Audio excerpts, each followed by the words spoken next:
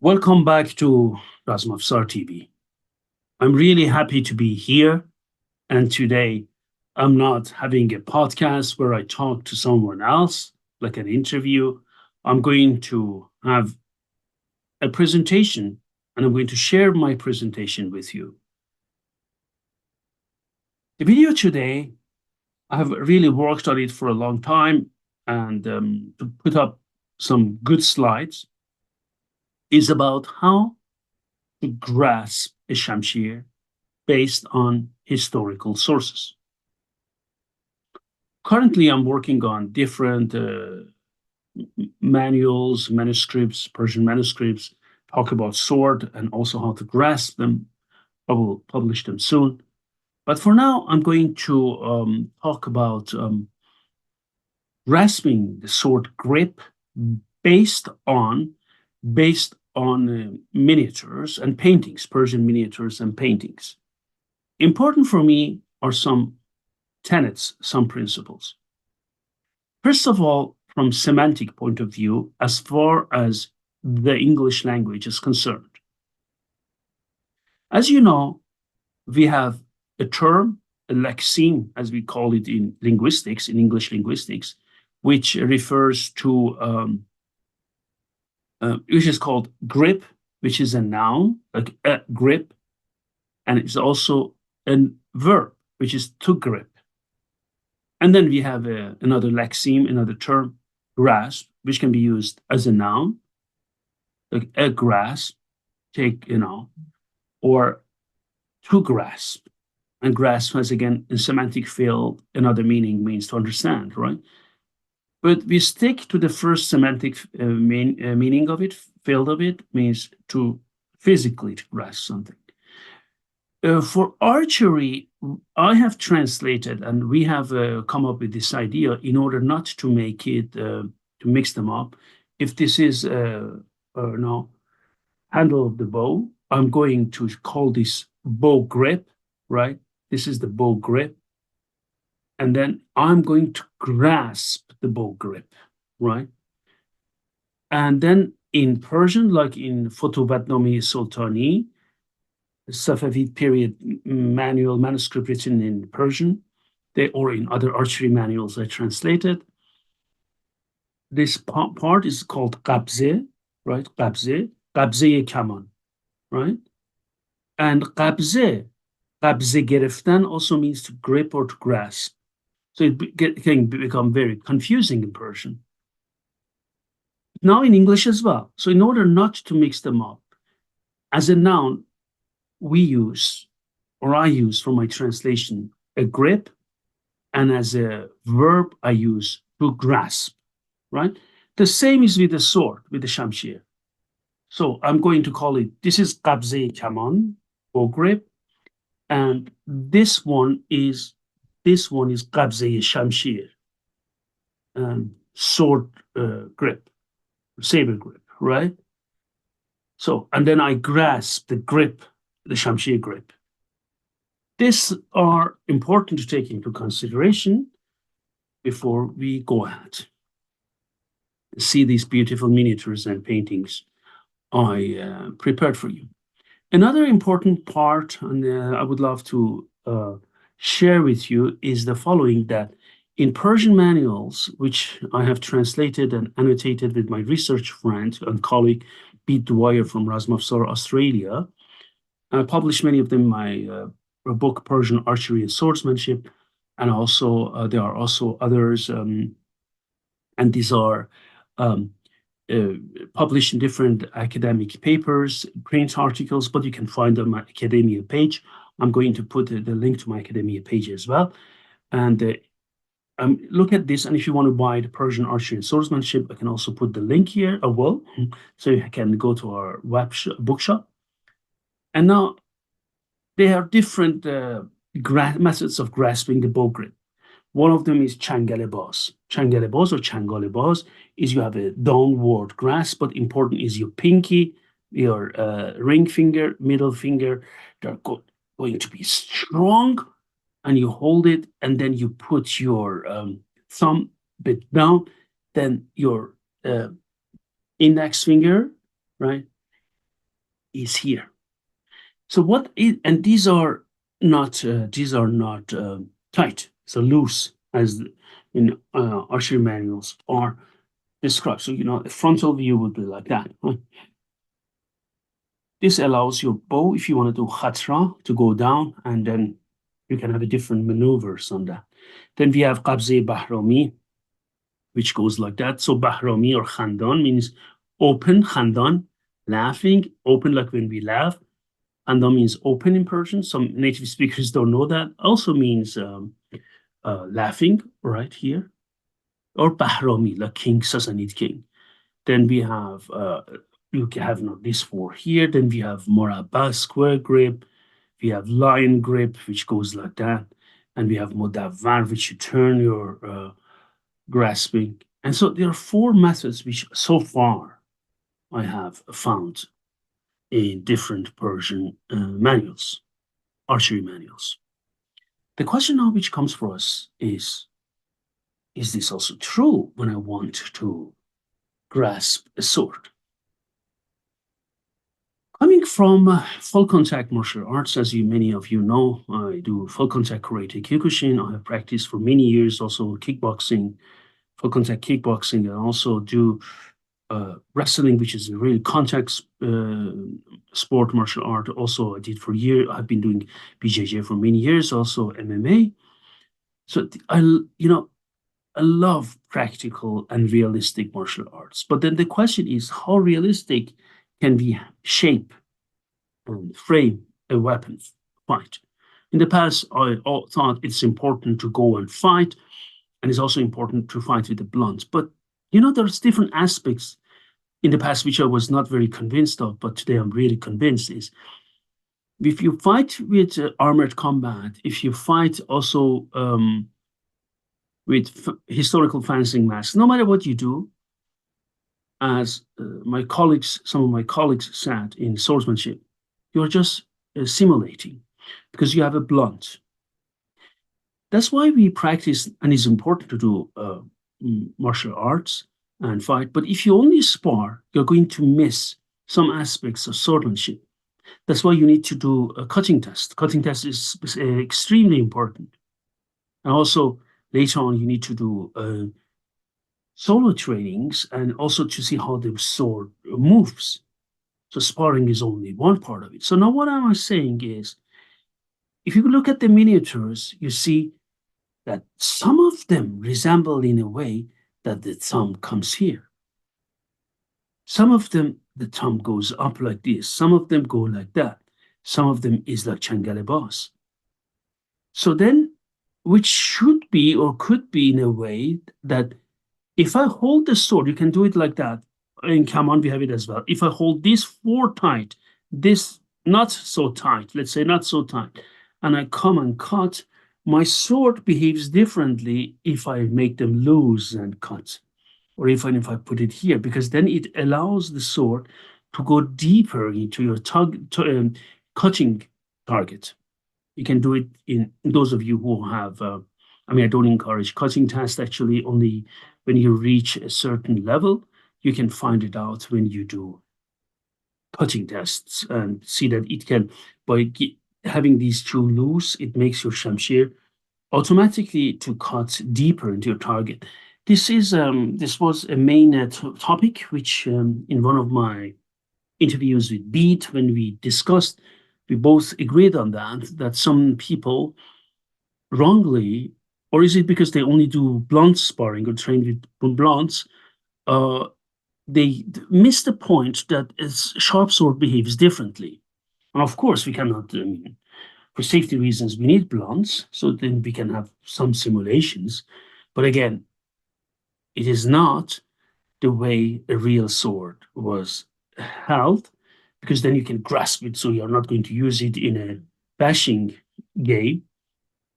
But what if they were sharp? So that's why I prepared some materials for use. And I just go and into detail to each one of them later on separate slides. But for now, please take a look at this. Look at the way the thumb is positioned. Okay, see here the pinky, you see the ring finger, you see the middle finger, you see also index, but the thumb is bent downward, like قبضه چنگل باز. The same is here. One note of warning, although many people say, or some people say, miniatures are not a picture, I agree to some point on that, but we learn a lot from miniatures. Look at this one. You see these four fingers are here, and then the thumb is stretched. Here you see that quite a different position. Let us just go through that. I'm going to show from Ilkhanid, late Ilkhanid period, a Shahnameh. Sometimes you cannot see the position of the hands very well.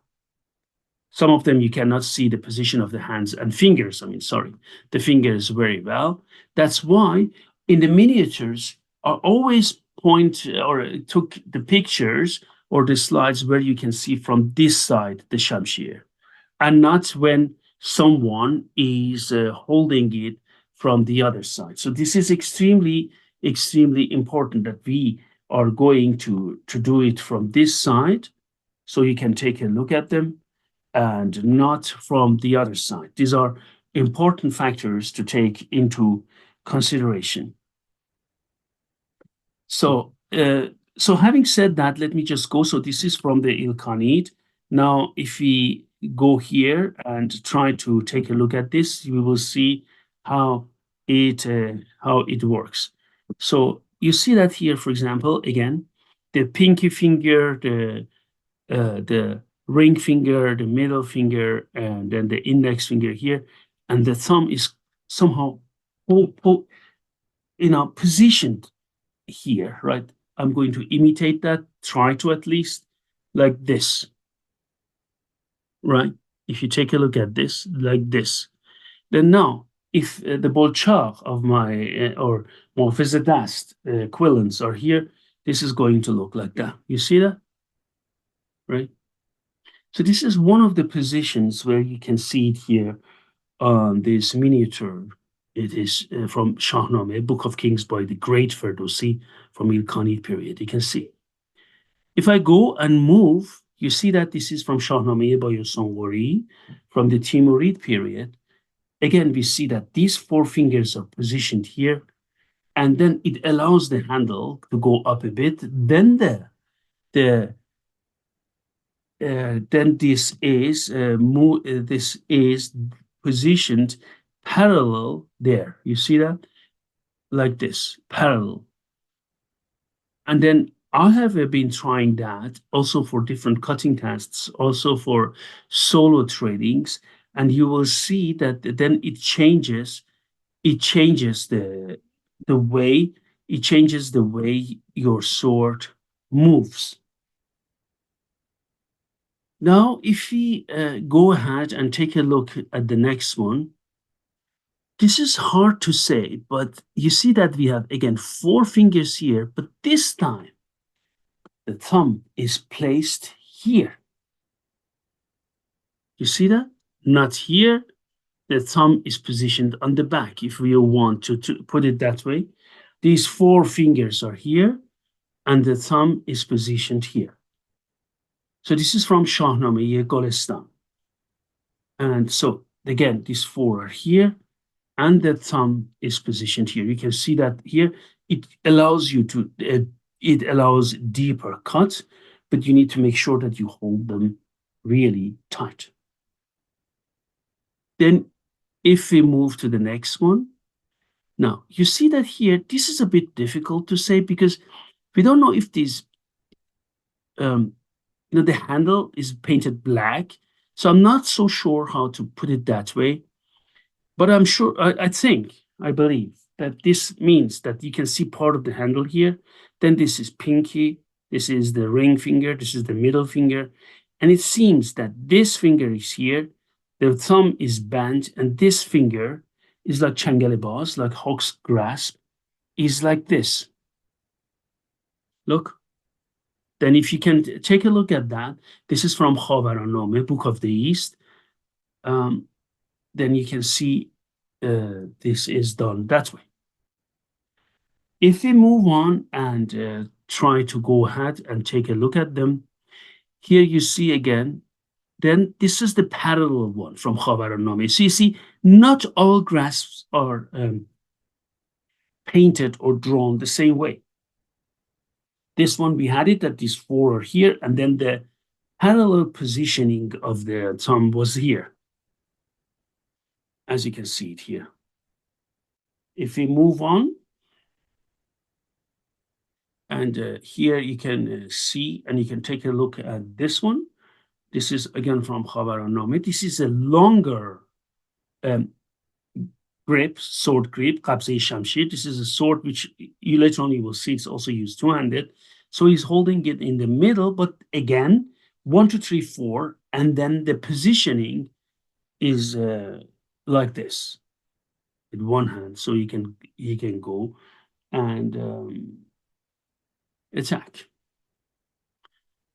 If we come here and you see that here again, here in this sword, you see the parallel positioning of the thumb. Again, what does the parallel positioning of the thumb means? Again, 1, 2, 3, 4, parallel positioning. I can also go with 1, 2, 3, 4, and parallel positioning. Here maybe it's better because my pinky here was injured heavily, so I done surgery, so it doesn't bend that well. So this is like this one, right? Goes that way. If we go ahead, you see that again, here we have again parallel positioning, right? As you see here. So if I come here, 1, 2, 3, 4, and then this parallel positioning is going to be like this. Again, here we have, in a higher guard, and then you see that the parallel positioning of the thumb and four fingers are bent. Here again, parallel positioning. Here you see there is a difference. He bent his thumb, not in almost parallel, but with the bend. The tip of the finger of the thumb is bent a bit. If you come here again, parallel positioning of the sword of Zulfiqar, as you can see it here. Here again, parallel positioning. Again, parallel positioning. This is very interesting to see two swords in action. One here is Zulfiqar, bifurcated blade, and here is one, and this one is Hazyama. We come here, and this is 1, 2, 3, 4. I mean, you cannot really decipher it. You cannot see it very well, but I assume it's also parallel positioning. Again, parallel positioning of the blade. Excuse me, I said blade. Parallel positioning of the thumb on sword grip, on qabze shamshir. Yes, almost the same thing, parallel positioning. Again, Khabaraname. This is bent finger. See that? It's not parallel anymore. This is bent here. In this case, please look at the cursor. This is also bent, not that much as this one.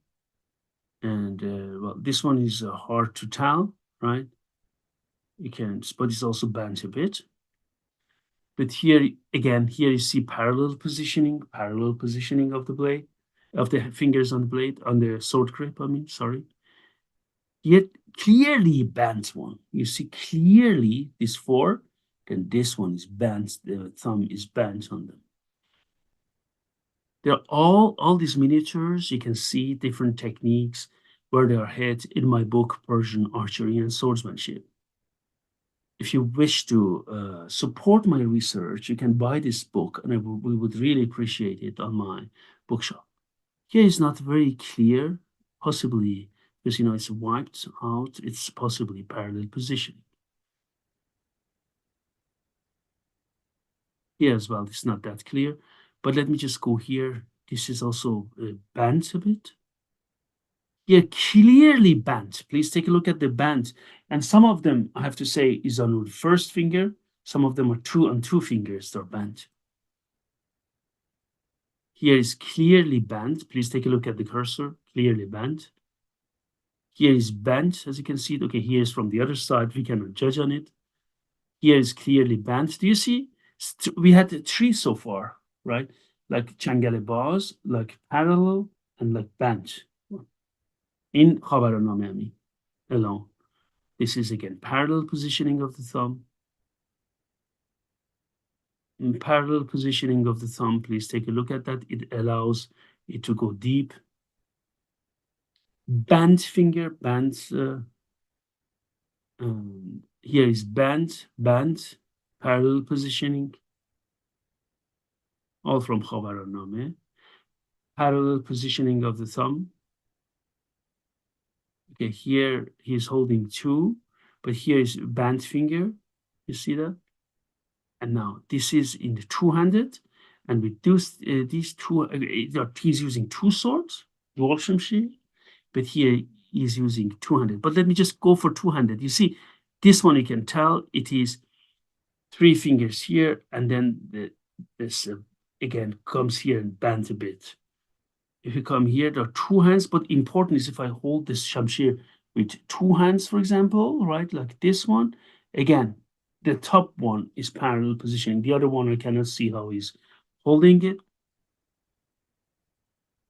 Again, you can, actually here you don't see the thumb, possibly the thumb is behind, is like this, because he's holding it with, let me just see, like this.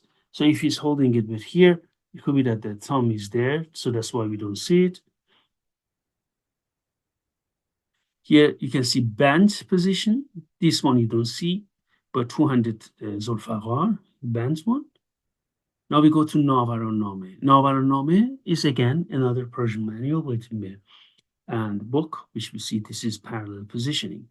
This is from Alamari Shah Ismail, extremely important, one of the most important books for Persian warfare. We can see it here, Iranian warfare, band position of the thumb. Again, here is interesting. You see how he's holding it, and then this goes to the middle finger, right? Bent position.